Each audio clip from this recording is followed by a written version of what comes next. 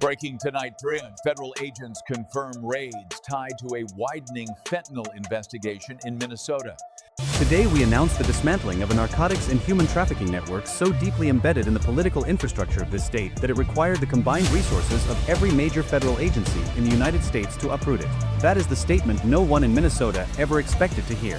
But on a frozen Tuesday morning, standing behind a podium flanked by the SEALs of the FBI, DEA, ICE, and DHS, a federal prosecutor said exactly those words. And the numbers behind them were staggering. Over 1,400 pounds of fentanyl seized. 2.1 million fentanyl pills recovered in a single warehouse. 47 properties raided across the Twin Cities metro area, Rochester, St. Cloud, and Mankato. 19 law enforcement officers suspended pending indictment.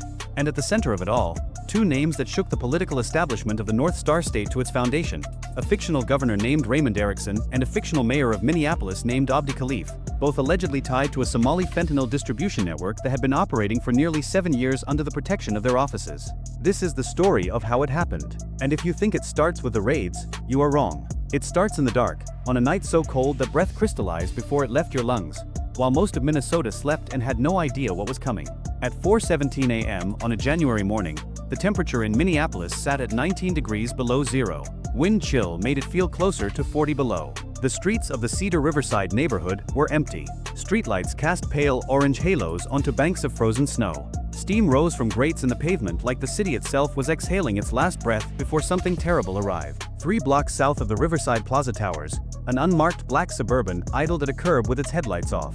Inside, an FBI tactical team leader pressed his earpiece and listened. Across the city, in 12 separate vehicles staged at 12 separate locations, other team leaders did the same thing. The voice that came through was calm and precise. All units, frost line is green. Execute. What followed was the most coordinated federal law enforcement action in Minnesota history. FBI hostage rescue team operators and DEA tactical agents hit 6 addresses simultaneously in Cedar Riverside and the Phillips neighborhood. ICE enforcement and removal operations teams struck 4 locations in St. Paul, targeting addresses linked to suspected human trafficking safe houses.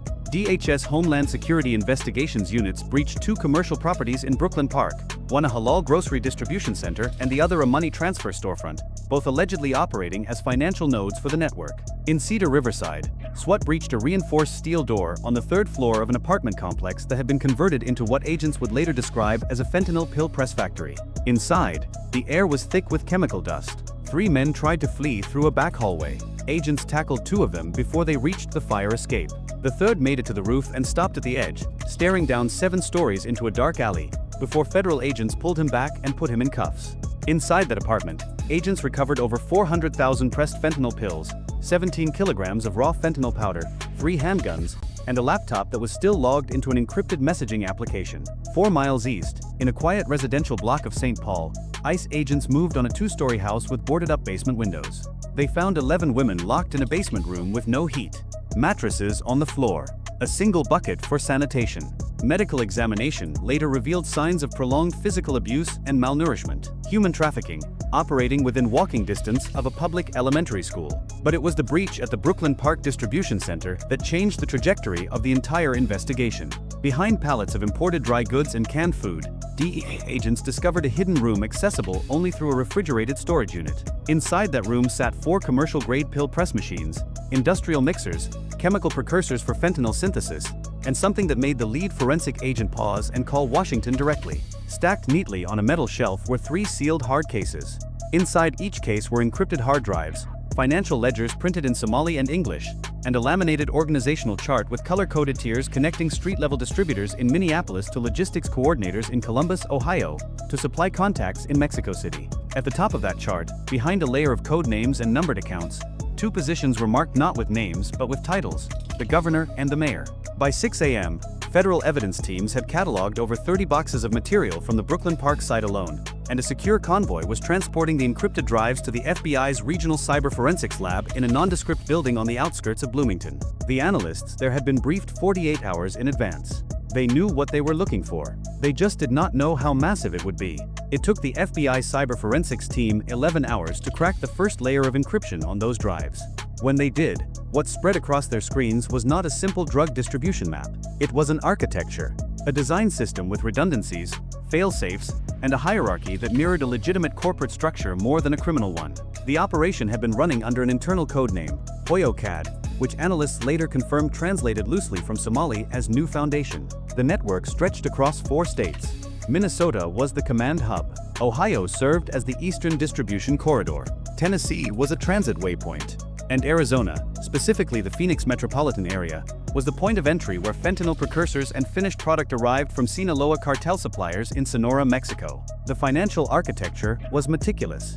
Shell companies registered in Minnesota, Delaware, and Wyoming funneled money through a constellation of small businesses: restaurants, taxi companies, cleaning services, daycare centers, and remittance storefronts.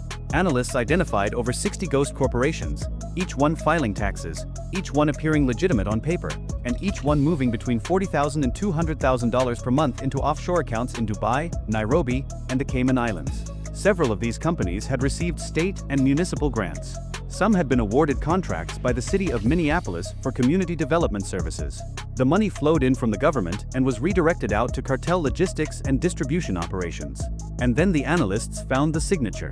Buried in the metadata of a series of encrypted authorization files, they identified a digital key linked to a secured email account. That email account had been used to approve shipment schedules, confirm delivery corridors, and authorize payments to cartel intermediaries in Phoenix. The account was registered through a VPN, but the key itself had been generated on a device whose serial number was traceable. That device had been purchased by the Minnesota governor's office, assigned to the personal staff of Governor Raymond Erickson. A second set of authorization files linked encrypted communications to a municipal account connected to Mayor Abdi Khalif's office. These communications included detailed instructions on which city contracts to award to network-affiliated businesses, which neighborhoods to deprioritize for police patrols, and which community organizations to fund as fronts for recruitment and logistics. This was not corruption. This was command-level collusion. 2 elected officials allegedly operating as the strategic leadership of a transnational narcotics and human trafficking network. The FBI briefing document that went to the Department of Justice that evening used a phrase that would later be repeated in congressional hearings. The state of Minnesota has been functionally converted into a secure operating platform for an international fentanyl syndicate. And the worst part was that the operation was still growing when they found it. At 5 a.m. the following morning, inside a converted conference facility at the Federal Building in downtown Minneapolis, a unified command center came to life. A digital map covered an entire wall, glowing with dozens of red markers pulsing across Minnesota and into Wisconsin, Iowa, Ohio, and down through the Great Plains into Arizona. Each marker represented a confirmed node in the HoyoCAD network: stash houses, distribution cells, financial fronts, transit corridors, recruitment centers, safe houses for trafficked persons. The operation was designated Frostline Phase 2, and it was enormous. Over 1,100 federal agents from the FBI, DEA, ICE, DHS, ATF, and U.S. Marshal Service were deployed. 14 SWAT teams staged across the state. 4 Black Hawk helicopters provided aerial support and rapid extraction capability. Armored tactical vehicles rolled through pre-dawn streets in Rochester, Mankato, St. Cloud, and Duluth. Along the southern border of Minnesota and in coordination with Arizona field offices, additional DEA and Border Patrol units moved on cartel supply chain targets in Phoenix and Tucson. The raids unfolded across 6 hours. In Rochester, agents hit a commercial laundry facility that had been converted into a methamphetamine and fentanyl packaging center. They recovered over 300 kilograms of methamphetamine, 60 kilograms of fentanyl, and nearly $1 million in vacuum-sealed cash hidden in industrial dryer units. In St. Cloud, a SWAT team breached a gated property belonging to a network lieutenant. Inside, they found an arsenal, 22 firearms, including 2 modified AR-15 rifles, body armor, and surveillance equipment. The lieutenant attempted to destroy a laptop by submerging it in a bathtub. FBI forensic technicians recovered it and later extracted intact files from the waterlogged drive. In Mankato, ICE agents raided a trucking company that on paper hauled agricultural feed across the Midwest. In practice, its fleet of 18-wheelers had been modified with concealed compartments capable of moving up to 500 pounds of narcotics per trip. GPS records showed those trucks making regular runs from Phoenix to Minneapolis, always arriving between 2 a.m. and 4 a.m., always at the same 3 warehouses. Way station logs along Interstate 35 showed repeated gaps where scales were conveniently offline for maintenance during those exact transit windows. In the Twin Cities, federal agents simultaneously served arrest warrants on 11 individuals identified as Tier 2 and Tier 3 leaders in the network. These included a prominent community organizer, 2 restaurant owners, a licensed immigration attorney, and a city council aide. They also arrested 3 suspected human traffickers linked to the St. Paul safe houses discovered in Phase 1. By noon, the cumulative seizures from both phases of Operation Frostline included over 2,000 pounds of fentanyl and fentanyl precursors, 2.1 million pressed fentanyl pills, 300 kilograms of methamphetamine, 47 kilograms of heroin, over $9 million in cash, 114 firearms, 31 vehicles, and 18 properties subject to federal forfeiture. 63 individuals were in federal custody. The criminal underworld in Minnesota absorbed more damage in those 2 days than it had in the previous decade combined. But the seizures were only part of the story. The deeper wound, the one that would take years to heal, was what investigators found when they turned the investigation inward, toward the very institutions that were supposed to protect the public. Examination of the seized servers and encrypted communications revealed a systematic infiltration of Minnesota law enforcement at multiple levels. 19 officers across 3 departments, including the Minneapolis Police Department, the Hennepin County Sheriff's Office, and the Minnesota State Patrol, had been receiving regular payments from network accounts. The amounts ranged from $2,000 per month for junior patrol officers to $15,000 per month for supervisory personnel. In exchange, these officers provided advance warning of planned raids, altered patrol schedules to create unmonitored corridors for drug shipments, and in at least 4 documented cases, personally escorted trafficking vehicles through checkpoints. One senior sergeant in the Minneapolis Police Department had been on the network payroll for over 5 years. His patrol assignments consistently created blind spots in Cedar Riverside and Phillips, the 2 neighborhoods most critical to the network's distribution operations.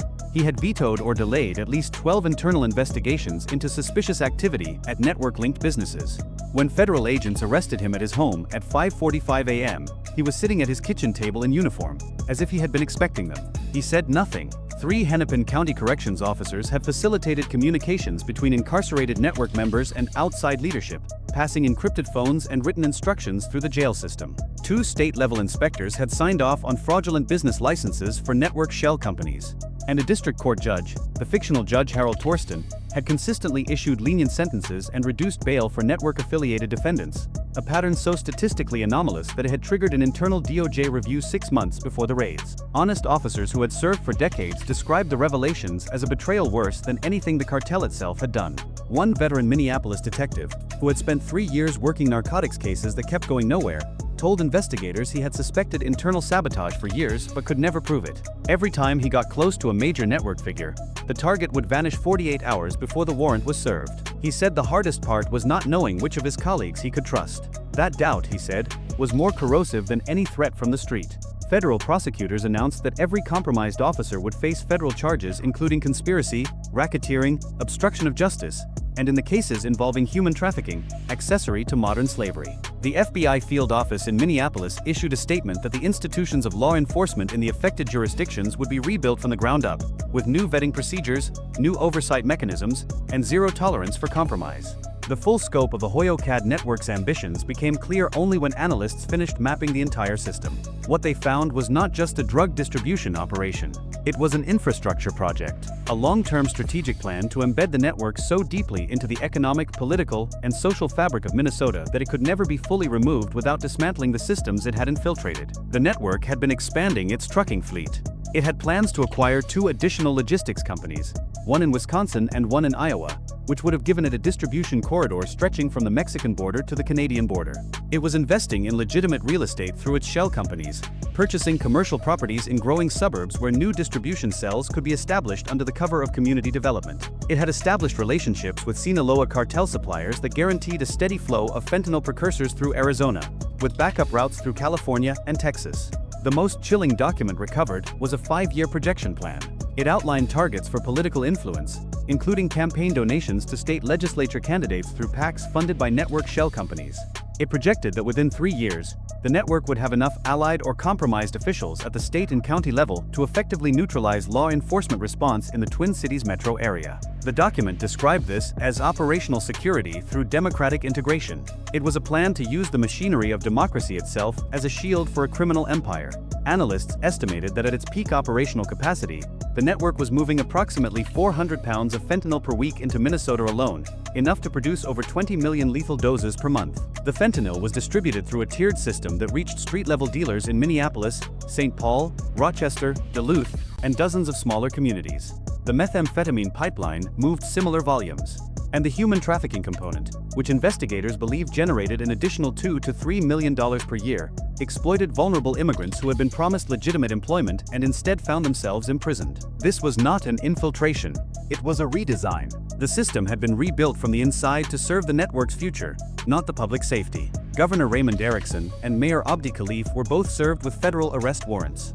Erickson was taken into custody at his residence in Edina without incident. Khalif was arrested at Minneapolis City Hall. Both were charged with conspiracy to distribute controlled substances, racketeering, wire fraud, money laundering, and conspiracy to commit human trafficking. Both denied all charges. Their attorneys called the arrests politically motivated, but the evidence, according to federal prosecutors, speaks for itself. Thousands of pages of encrypted communications, financial records linking government accounts to cartel payments, authorization keys generated on government devices, a network that operated for 7 years in plain sight, protected by the very people elected to serve the public. And here is what stays with you after all the raids are done and all the helicopters have landed and all the handcuffs have clicked shut. Power does not always announce itself with violence. Sometimes it only needs silence. The silence of a patrol car that never drives down a certain street. The silence of a judge who never asks the obvious question. The silence of a governor who signs a grant for a company that does not exist and never wonders where the money goes. That silence has a body count. In Minnesota alone, fentanyl overdose deaths have risen by over 300% in the last 5 years. Families have buried children. Communities have watched their neighbors disappear into addiction and never come back. Every pill seized in Operation Frostline represents a life that might have been lost. Every arrest represents a node in a system designed to profit from human suffering. And every compromised official represents a betrayal of the most basic promise a public servant makes: to protect the people who place their trust in them. This story is fictional. It is a dramatization inspired by the real and ongoing crisis of narcotics trafficking, political corruption, and human exploitation in the United States. But the patterns it describes, the methods, the money, the silence, are drawn from documented realities that demand attention. If you watched this far, if this story made you think, share it. Let more people see what these networks look like when they are allowed to grow unchecked. Comment if you believe that no elected official, no badge, no title should be above accountability. Because the only thing more dangerous than a cartel operating in the shadows is a cartel operating behind a podium, wearing a suit, shaking hands, and smiling for the cameras while the poison flows through the streets and the silence keeps it safe.